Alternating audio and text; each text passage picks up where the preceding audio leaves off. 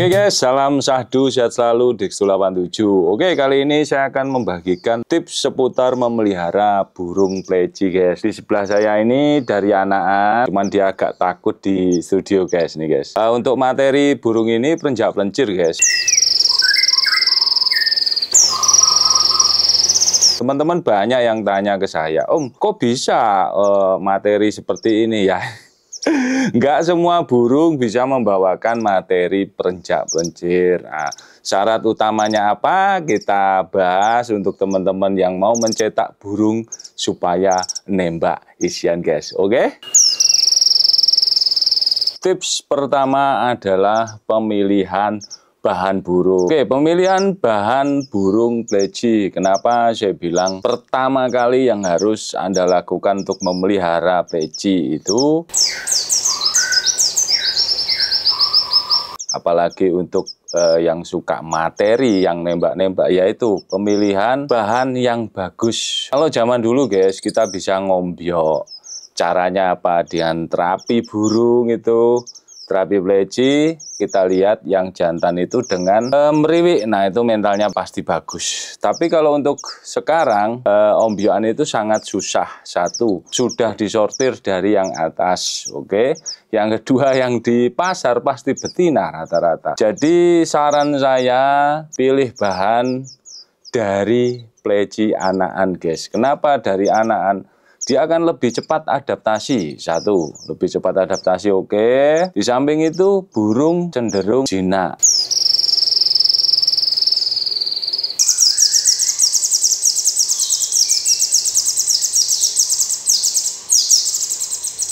Kalau bisa, sampean yang loloh sendiri. Jadi burung itu akan lebih mengenali sampean, dan juga kita mastery lebih gampang.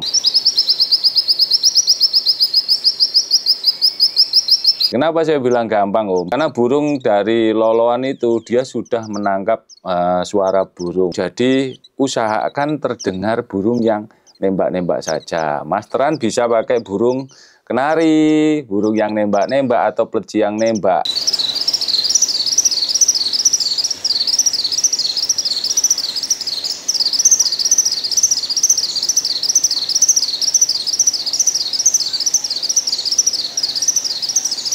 Kalau sampean mau pergi, sampean itu nembak, hindarkan burung yang ngalah standar. Saya nggak bilang burung ngalah standar itu jelek, enggak. Cuman kalau sampean punya anak-anak seperti ini, kedengeran burung pleci ngalas, dia pasti akan ikut.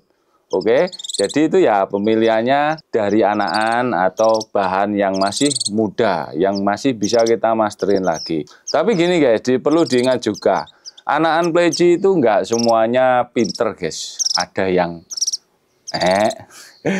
pinter nangkep materi, ada yang mentalnya bagus, semua nggak sama. Jadi kembali lagi ke faktor hoki juga.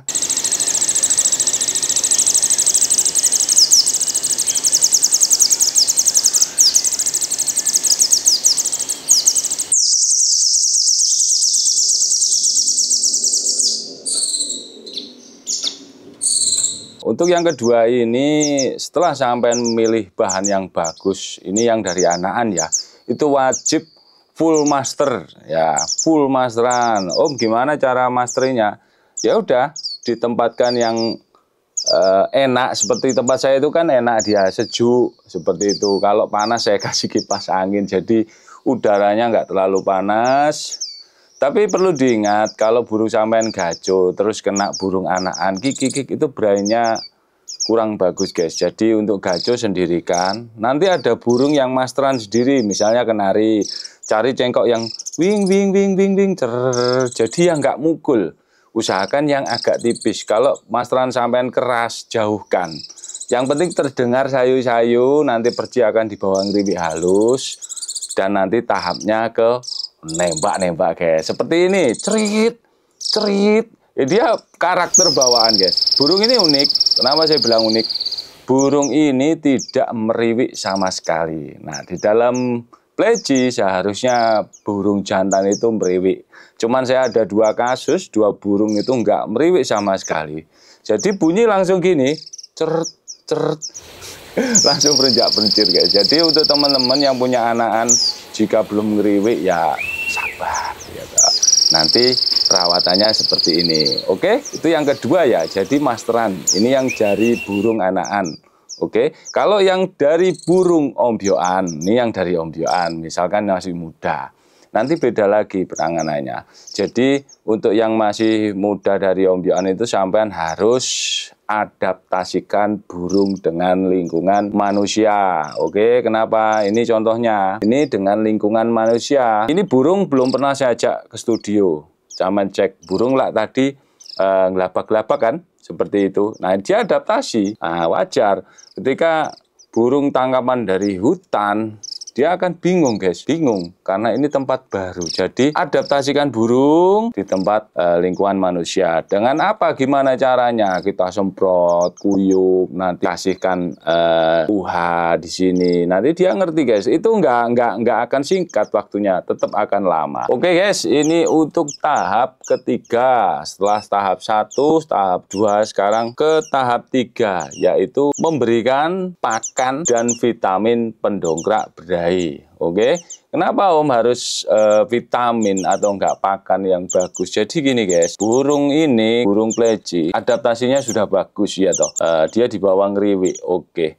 Tapi kalau dia nggak sehat, belum berai, kenceng, jarang guys, belum bisa dia akan nembak. Karena burung seperti ini harus dengan birahi yang cukup tinggi, ada juga yang tinggi, cukup tinggi, ada yang nggak tinggi, dia bisa ke top nembaknya seperti itu. Oke, jadi kalau saya pribadi, saya dari dulu pakai ini guys, Dextro 87. Ini pribadi saya pakai ini memang. Saya dulu juga coba-coba semua vitamin saya coba, tapi alhamdulillah saya pakai ini terus untuk mencetak atau untuk lomba saya pakai ini. Untuk lomba nanti saya bahas belakangan. Jadi berikan ini setiap hari ke burung. Seperti ini. Kalau dia sebenarnya efektifnya ini habis dicepuk, habis lagi isi lagi. Nanti durasi minumnya akan berkurang sendiri guys. Oke? Ada juga yang tanya untuk pakan pakai apa Om? Saya pakan memang pakai Nutribird. Jadi untuk vitamin saya pakai Dextro 87. Untuk buah memang saya jarang kasih karena dari pur Nutri ini dia sudah mengandung buah guys. Jadi aman seperti itu. Nah, ini burung kan kenceng ini. Ceret-ceret. Nah, ini juga kenceng guys. Jadi itu tadi vitamin sama pakan yang berprotein dan nutrisi tinggi. Untuk EF pakai apa Om? EF-nya saya pakai UH. 1 putih cukup atau enggak 2, 3 lah ya, paling mentok 3. Kalau enggak ada yang putih diplotot enggak apa-apa guys. Yang keempat, nah yang keempat ini seputar perawatan burung guys. Nah apa saja perawatannya? Jadi untuk teman-teman yang bangun pagi bisa diembun ya, bisa diembunkan nanti kan dia koloni itu seperti saya tadi. Tapi pasti ada yang nanya, Om kenapa sampean koloni itu nggak didempet, percinya dempet itu. Saya beri jarak guys segini. Nah, biar apa? Biar burung itu bisa bunyi.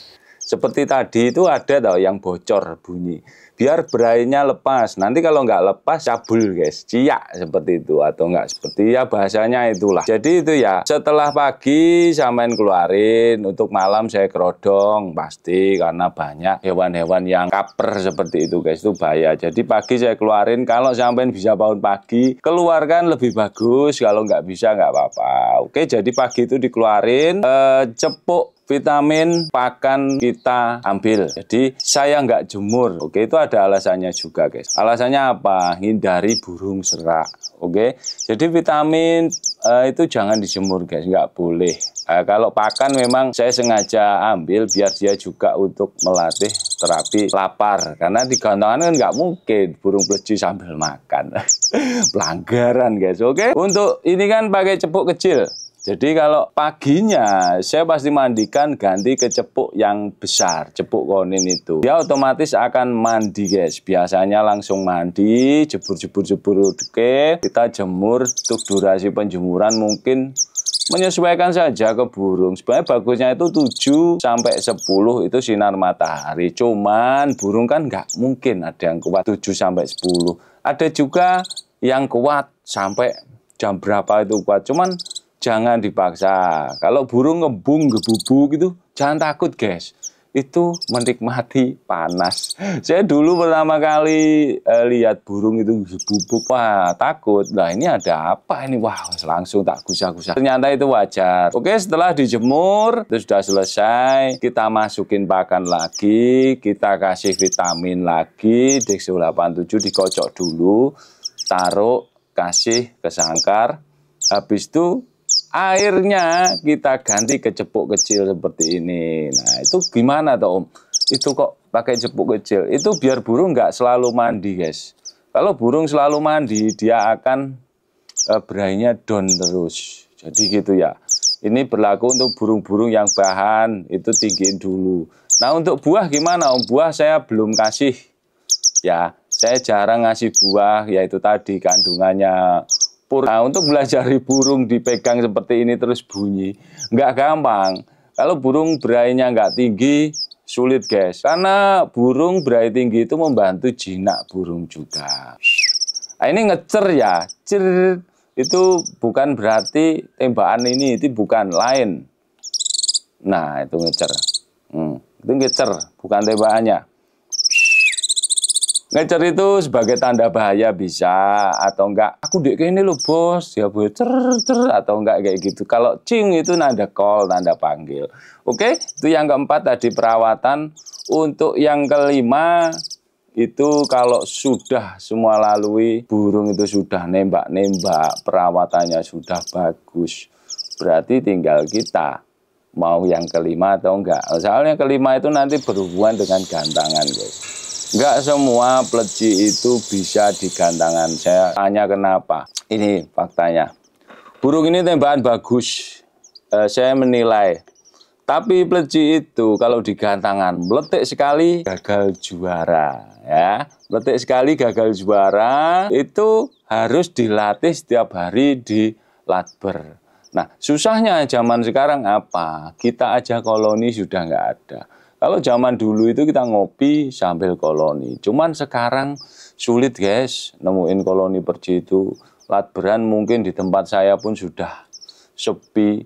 Saya bilang sepi karena kenapa? Memang burung ini mahal. Sekarang mahal sekali. Apalagi sampai mau beli bahan anakan perci. Kalau dulu saya jual itu anakan pacitan itu 550 itu habis guys.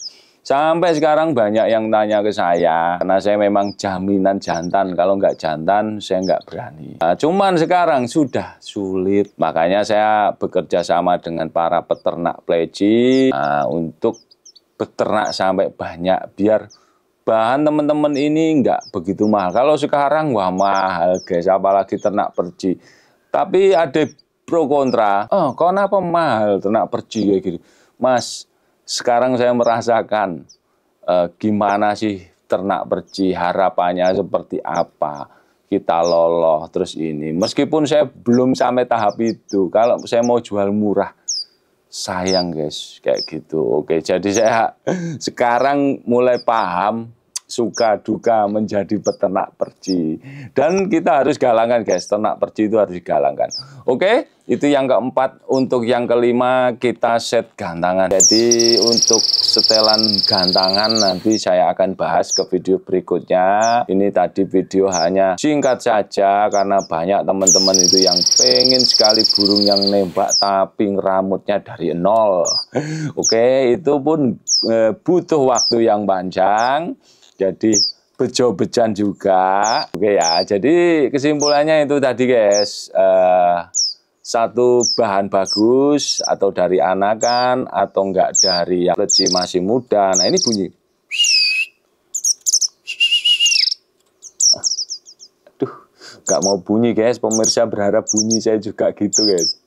Kalau di luar bunyi. Nah ini tadi ya, pengalamannya di sana bunyi, di sini nggak nyaman jadi nggak bunyi. Untuk rawatan selanjutnya, rawatan gantangan saya bahas video next mendatang. Oke, segitu. Salam santun dari saya, salam hormat dari saya, salam sahdu sehat selalu buat teman-teman kicau mania, khususnya pleci mania. Oke, segitu. Salam sahdu sehat selalu, Dikso 87.